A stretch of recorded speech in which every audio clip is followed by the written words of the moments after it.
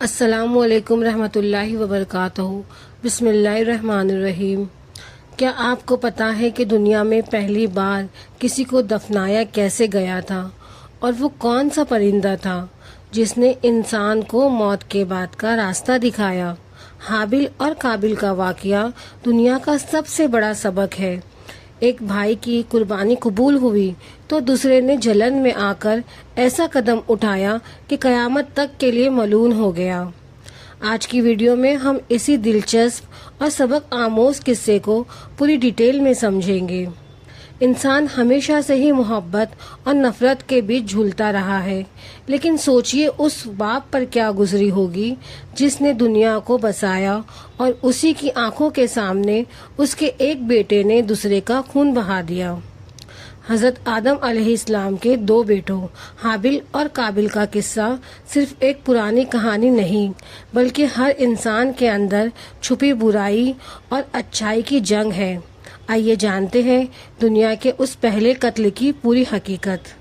دنیا کی وہ پہلی صبح جب زمین نے پہلی بار انسانی خون کا سواد چکھا۔ دو سگے بھائی ایک ہی ماں کی گود میں پلے، ایک ہی باپ کی انگلی پکڑ کر چلے، لیکن بیچ میں آ گئی تھی ضد، جلن اور شیطان۔ کیا آپ جانتے ہیں دنیا کا پہلا قتل کیوں ہوا؟ کیوں ایک بھائی اپنے ہی بھائی کی جان کا دشمن بن گیا؟ آج کی ویڈیو میں ہم وقت کے پیچھے جائیں گے، اس دور میں جب انسانیت بالکل نئی تھی۔ حضرت آدم علیہ السلام کا گھرانہ آباد تھا۔ ایک طرف حابیل تھا، نرم دل، اللہ کا نیک بندہ جو قدرت اور جانوروں سے محبت کرتا تھا، اور وہیں دوسری طرف قابیل جس کی فطرت میں تھوڑا غصہ اور انا تھی۔ دونوں بھائی جوان ہوئے تو ان کے سامنے دنیا کی پہلی آزمائش آئی، شادی اور محبت۔ اس وقت کا قانون الگ تھا۔ قابیل کے ساتھ پیدا ہونے والی بہن اکلیمہ بہت حسین تھی۔ شریعت کے مطابق اس کا نکاح حابیل سے ہونا تھا، لیکن قابیل کا دل بدل گیا۔ اس نے کہا، نہیں، جو میرے ساتھ پیدا ہوئی وہ میری ہے۔ یہی وہ پل تھا جب دنیا میں پہلی بار میں اور میرا کا دیوار کھڑی ہوئی۔ حضرت آدم علیہ السلام نے فیصلہ اللہ پر چھوڑا۔ دونوں کو پہاڑ کی چوٹی پر قربانی پیش کرنے کو کہا گیا۔ حابیل نے اپنے سب سے پیارے ڈنبل کی قربانی دی، دل سے، محبت سے۔ قابیل نے کھیتی کا بچا کچا ردی اناج رکھ دیا، صرف دکھاوے کے لیے۔ آسمان سے آگ اتری اور حابیل کی قربانی کو سمیٹ لیا۔ قابیل کی قربانی وہیں پڑی رہی، ٹھکرا دی گئی۔ اس پل قابیل کی آنکھوں میں خون اتر گیا۔ جب دل میں جلن، حسد پیدا ہوتی ہے تو شیطان کو بھی راستہ مل جاتا ہے۔ قابیل نے حابیل سے کہا، میں تجھے مار ڈالوں گا۔ حابیل کا جواب سنیے، کتنا خوبصورت تھا۔ اللہ صرف ڈرنے والوں کی قربانی قبول کرتا ہے۔ اگر تو میرا قتل کرنے کے لیے ہاتھ اٹھائے گا تو میں پلٹ کر تجھ پر وہ ہاتھ نہیں اٹھاؤں گا، کیونکہ میں رب العالمین سے ڈرتا ہوں۔ ایک دن جب حابیل گہری نیند میں تھا، قابیل کا سر پر جنون سوار ہوا۔ اس نے ایک بھاری پتھر اٹھایا اور اپنے ہی بھائی کا سر کچل دیا۔ ایک سناٹا چھا گیا، پرندے خاموش ہو گئے۔ حابیل کی روح نکل چکی تھی۔ قابیل نے اپنے بھائی کو مارا تو تھا اسے ہرانے کے لیے، لیکن اسے کیا پتا تھا کہ وہ دنیا کا سب سے بڑا ہارنے والا بن چکا ہے۔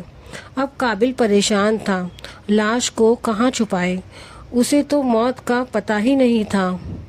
تب اللہ نے ایک کوے کو بھیجا۔ اس کوے نے زمین کھود کر دوسرے مرے ہوئے کوے کو دفنایا۔ قابیل رو پڑا، لعنت ہے مجھ پر، میں اس پرندے سے بھی گیا گزرا نکلا۔ اس نے اپنے بھائی کو مٹی دی، لیکن اس کے دل کا سکون ہمیشہ کے لیے مٹی میں مل گیا۔ دوستو، حابیل مر کر بھی جیت گیا اور قابیل جیت کر بھی قیامت تک کے لیے ہار گیا۔ آج بھی جب دنیا میں کہیں قتل ہوتا ہے تو اس کا گناہ قابیل کے کھاتے میں جاتا ہے۔ یہ قصہ ہمیں سکھاتا ہے کہ جلن آگ کی طرح ہوتی ہے، جو سب سے پہلے اس انسان کو جلاتی ہے جو اسے دل میں رکھتا ہے۔ ہم نے دیکھا کیسے ایک بھائی کی ضد اور دوسرے کی سادگی نے قسمت کو فیصلہ بدل دیا۔ قابل نے اپنے غصے میں آ کر بنا سوچے سمجھے انسانیت کا پہلا خون بہا دیا۔ زمین نے پہلی بار کسی بے گناہ کا لہو دیکھا، مگر اس قتل کے بعد کیا ہوا، قاتل کا انجام کیا ہوا اور اس واقعے کا کیا اثر ہوا جو صدیوں تک انسانیت کو ہلا کر رکھ دیا۔ قابل نے اپنے بھائی کو زمین میں دفن تو کر دیا، لیکن کیا وہ اسے اپنے دل سے نکال سکا؟ کبھی نہیں۔ وہ لاش تو مٹی میں مل گئی، لیکن حابل کی یاد اور اپنے کیے کا پچھتاوا ایک زندہ ناسور بن کے قابل کے اندر زخموں کی طرح رستا رہا۔ ہر صبح جب سورج نکلتا تو قابل کو اپنے بھائی کی ہسمکھ چہرہ یاد آتا۔ ہر رات اس کی نیندیں حرام ہو گئی۔ وہ ایک چلتے پھرتے جسم کی طرح تھا جس کی روح اپنی ہی غلطی کے بوجھ تلے دب چکی تھی۔ حضرت آدم علیہ السلام تک جب یہ خبر پہنچی تو سوچئے اس باپ پر کیا گزری ہوگی۔ ایک طرف اپنے لال حابل کا خون، وہیں دوسری طرف دوسرے لال قابل کی گمراہی۔ ان کے آنکھوں سے آنسو کا سیلاب بہہ نکلا۔ انہوں نے حابل کے لیے اتنا رویا کہ ان کے پلکوں پر سفیدی آ گئی۔ ان کا دل چیخ اٹھا، میرے بیٹے تجھے کس نے اتنی بے دردی سے چھین لیا؟ آدم علیہ السلام کا غم صرف ایک باپ کا غم نہیں تھا۔ وہ باپ انسانیت کا پہلا باپ تھا جس نے اپنے ہی اولاد کے ہاتھوں انسانیت کا پہلا قتل دیکھا تھا۔ اللہ کی لعنت قابل پر برسی۔ وہ اپنے گھر سے نکل گیا، رسوا اور تنہا۔ جہاں جاتا زمین اسے جھٹلا دیتی، ہوا اسے تانے دیتی، ہر پتا ہر کنکر اسے اپنے گناہوں کی یاد دلاتا۔ وہ دنیا میں بھٹکتا رہا، ایک انجان جگہ سے دوسری انجان جگہ۔ اس کا سایہ بھی اسے ڈرنے لگا تھا۔ لوگوں کی نظروں میں وہ ہمیشہ ایک قاتل ہی رہا۔ اس کے ماتھے پر گناہ کا کلنک ہمیشہ کے لیے لگ چکا تھا۔ وہ سکون کی تلاش میں مارا مارا پھرتا رہا، لیکن سکون تو وہ چھین چکا تھا اپنے ہی بھائی کی جان لے کر۔ کیا آپ جانتے ہیں، حدیث میں آتا ہے کہ دنیا میں جب بھی کوئی ظلم اور ناجائز طریقے سے قتل کیا جائے گا تو اس کا ایک حصہ گناہ قابل کے کھاتے میں بھی جاتا ہے، کیونکہ اس نے ہی دنیا میں قتل کا رواج شروع کیا تھا۔ اس نے ہی انسانی رشتوں کے بیچ دشمن کے بیج بویا تھا۔ زندگی میں تو اس نے صرف ایک قتل کیا، لیکن قیامت تک آنے والے ہر قتل کا حصہ اس کے نام اعمال میں لکھا جا رہا ہے۔ یہ ہے اس گناہ کی سزا جو اس نے جلدی، غصے اور حسد میں کیا تھا۔ حابل اور قابل صرف نام نہیں ہے، یہ دو کردار ہے، دو سوچ ہے۔ آج بھی ہمارے درمیان حابل جیسے لوگ ہیں، سادے، نیک دل، اللہ سے ڈرنے والے، اور آج بھی ہمارے درمیان قابل جیسے لوگ بھی ہیں جن کے دل میں حسد اور نفرت بھری ہے۔ یہ کہانی صرف گزری ہوئی بات نہیں، یہ ایک آئینہ ہے جو ہمیں دکھاتا ہے کہ ہم کس راستے پر چل رہے ہیں۔ کیا ہم محبت، معاف اور بھائی چارے کا راستہ چنیں گے یا قابل کی طرح ضد، غصہ اور انتقام کا راستہ چنیں گے؟